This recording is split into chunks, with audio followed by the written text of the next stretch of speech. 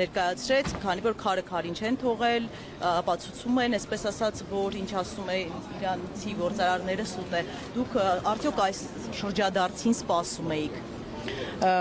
Տեսեք, սկսած Գագիկ Ծառուկյանի տունը խուզարկելու առաջին վարքյանից, կալանավորումից, դրան հաջորդած ավելի շուտ սանձազերծված ապօրինի գործողություններից հետո մենք այս իշխանություններից ամեն ինչ այլևս սպասում էինք։ Սակայն որ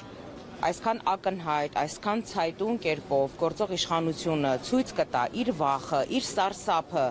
այն կարգի, որ անգամ կանգ չի առնի ապօրինության առաջ, սա փաստացի, ինչպես քիչ առաջ փաստաբանը ներկայացրեց, ակնհայտ ապօրինի գործողություն է, որովհետև դադարեցնել նրա փաստաբանական լիազորությունները, մեկուսացնել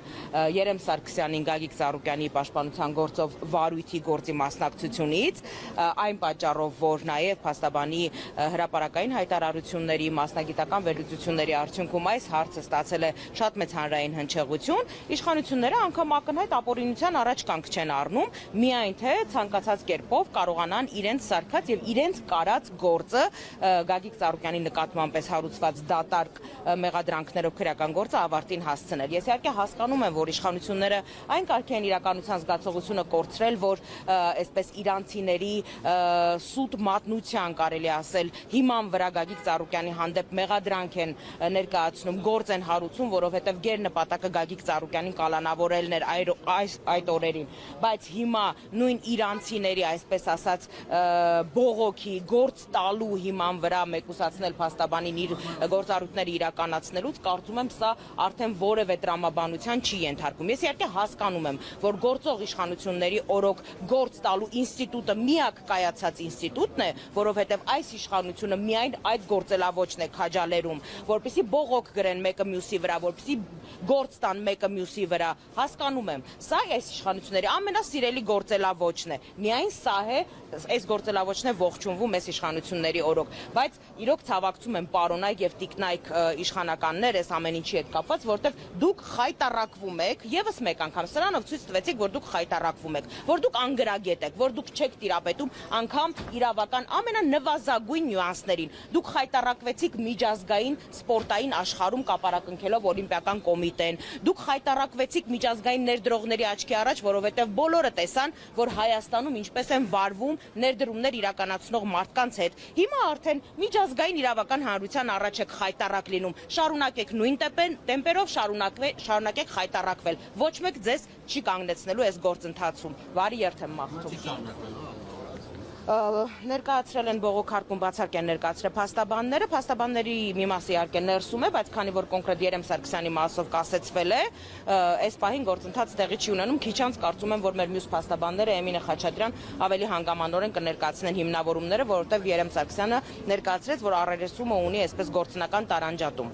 յուրաքանչյուրը զբաղվում էր իր գործով, բայց կրկնում եմ, սա ողբերգություն է, իրավական համակարգի իրոք կարելի է ասել, որ մահկանացուն այս օրերին կնքվում է, որովհետև Իրանի քաղաքացին բողոքում է, որ Երեմ Սարգսյանը իրեն խայտարակում է Իրանում իր հրապարակային հայտարարություններով եւ ներկա է եղել այդ գործարքի կնքման ժամանակահատվածում, նա չի կարող մասնակցել եւ մեր իշխանությունները ամենայն այսպես ջանասիրությամբ, ջերմեռանդությամբ, որ բացահայտում են իրականացնել։ Ես ամենևին չեմ զարմանա, որ նույն իշխանություններն են կամ այն Գագիկ Ծառուկյանի նկատմամբ այս քաղաքական հաշվեհարդարը, այսպես հաշվեհարդարի հրահանգ տվող մարդիկ են նույն այս Իրանի քաղաքացուն այսպես գլխի գցել, որ կարելի է նման նախաձեռնությամբ հանդես գալ։ Ես այլևս որևէ բան չեմ բացառում։ Շարունակվում է այդպես։ Իրավիճակը նույնն է, մի մասում գույքագրում է իրականացվում։ Քանի աշխատակցի 10-ից ավելի ձեռնարկության գործունեություն այս պահին կասեցված է, շուրջ 10,000 մարդ այս պահին հարկադիր պարապուրդի է մատնված։ Առաջին օրերին, որ հայտարարել ենք այդ ձեռնարկությունների անունները, բացառապես միայն Արարատ ցեմենտն է վերագործարկվել, դա էլ այն պատճառով, որ երկրում շինարարական կոլապս էր առաջացել, պարզապես որովհետև ցեմենտի հումքի մատակարարումը չէր իրականացվում, մնացած բոլոր ձեռնարկությունների մասով որևէ դրական տեղաշարժ այս օրերին չկա։ Եղել է մղացնել միջնորդավորված Ծառուկյանը դադարեցնի քաղաքական գործունեությունը եւ Ես նման ինֆորմացիայի չեմ տիրապետում, բայց կարծում եմ, որ